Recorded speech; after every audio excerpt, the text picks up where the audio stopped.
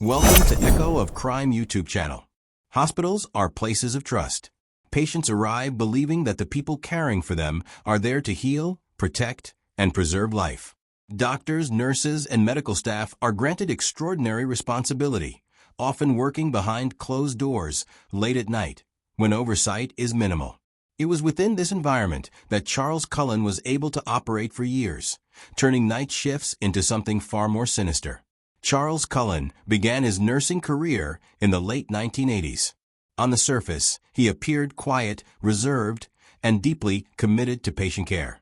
He worked long hours, often volunteering for overnight shifts that other staff avoided. To supervisors, this dedication made him seem reliable. To coworkers, he was unremarkable, soft-spoken, introverted, and rarely drawing attention to himself. Nothing about his appearance suggested danger. In fact, his willingness to work nights placed him in constant proximity to the most vulnerable patients, often when staffing levels were lowest. As Cullen moved from hospital to hospital across New Jersey and Pennsylvania, he gained access to intensive care units, cardiac wards, and critical patients who required constant monitoring. These were environments where death was not uncommon, making it difficult to distinguish between natural decline and something more deliberate. Cullen understood this reality. He learned hospital routines, medication systems, and how to avoid immediate suspicion. His role allowed him to administer drugs, adjust dosages, and interact with patients during their most fragile moments, often without witnesses. Behind this professional exterior, Cullen was struggling with severe personal and mental health issues. He battled depression, emotional instability, and a deep sense of isolation. While coworkers may have noticed occasional odd behavior or emotional withdrawal, these concerns were never seen as warning signs of extreme violence. In a system focused on efficiency and routine, personal struggles were often overlooked unless they directly affected job performance. What made Cullen especially dangerous was not just his access to medication, but the environment itself. Night shifts are quieter, slower, and less supervised. Fewer doctors are present. Fewer administrators are watching. Alarms and irregularities are more easily explained away. Cullen chose these hours deliberately, knowing that any patient decline could be attributed to illness rather than interference.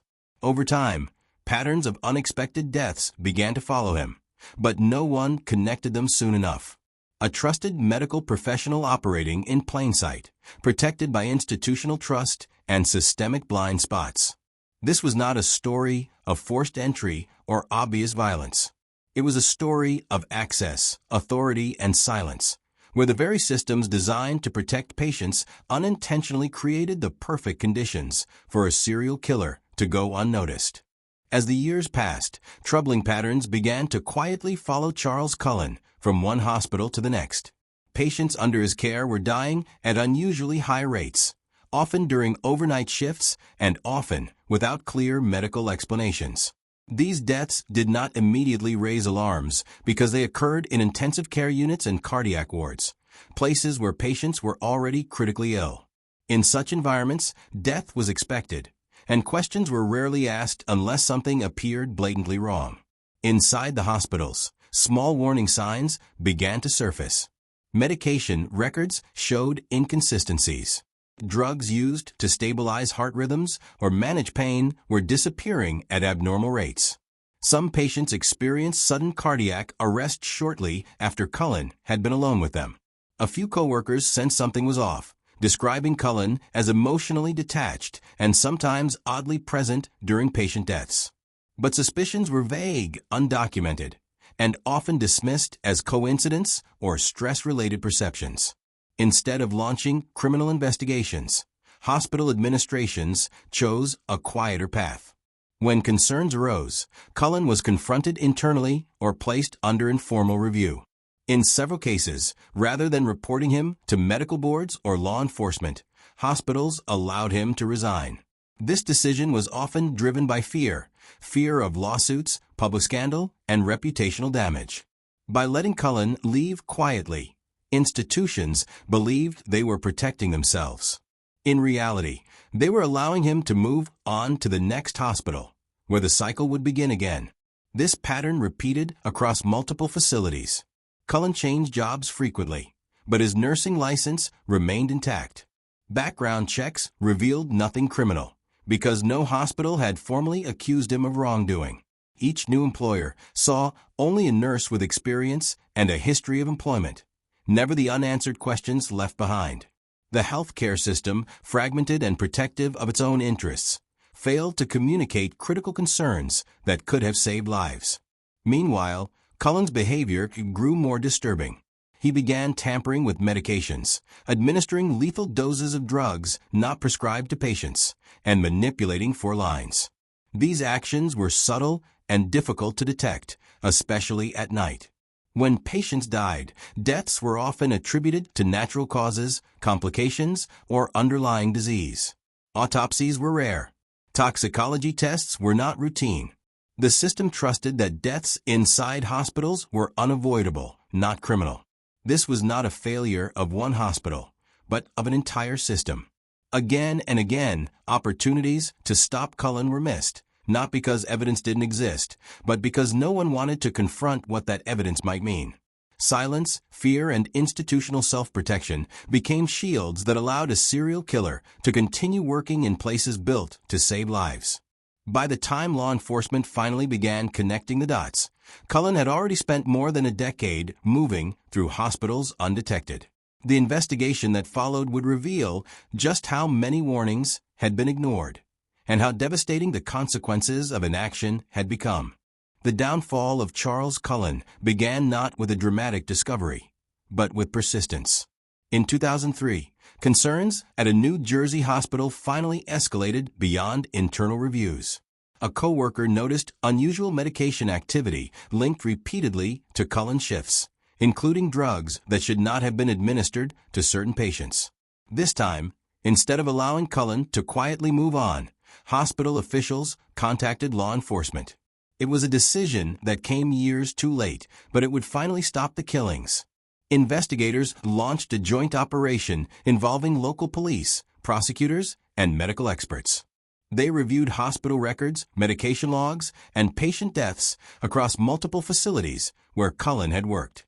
Patterns emerged quickly. The same drugs appeared again and again. The same timing, late nights, minimal supervision. The same outcome, patients dying suddenly without clear medical cause. As evidence mounted, authorities placed Cullen under surveillance and carefully monitored his actions at work. Cullen was arrested in December 2003 after investigators caught him with syringes and unauthorized medications. During questioning, he initially denied wrongdoing, but the evidence was overwhelming. Eventually, he began to confess. What followed stunned investigators. Cullen admitted to killing dozens of patients, later estimating that the number could be as high as 40 or more. His confessions revealed a pattern of deliberate harm carried out calmly and methodically, often with no apparent motive beyond his own internal compulsions. In court, Cullen pleaded guilty to multiple counts of murder and was sentenced to life in prison without the possibility of parole. The sentence ensured he would never work in healthcare or walk free again. For families of victims, the conviction brought some measure of justice, but also profound anger. Many learned for the first time that warning signs had existed years earlier, and that institutional decisions had allowed Cullen to keep working despite growing concerns.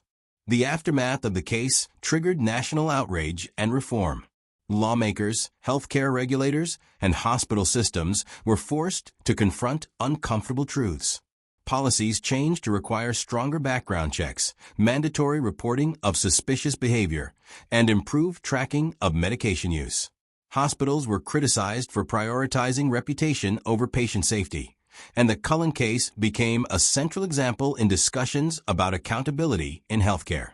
It was not just the story of one man who abused his position. It was a story of systemic failure. Cullen's crimes exposed how trust, silence, and fear of liability can create deadly blind spots. His case remains one of the most chilling reminders that danger does not always come from outside hospital walls. Sometimes it wears a uniform, works the night shift, and goes unnoticed until it is finally too late.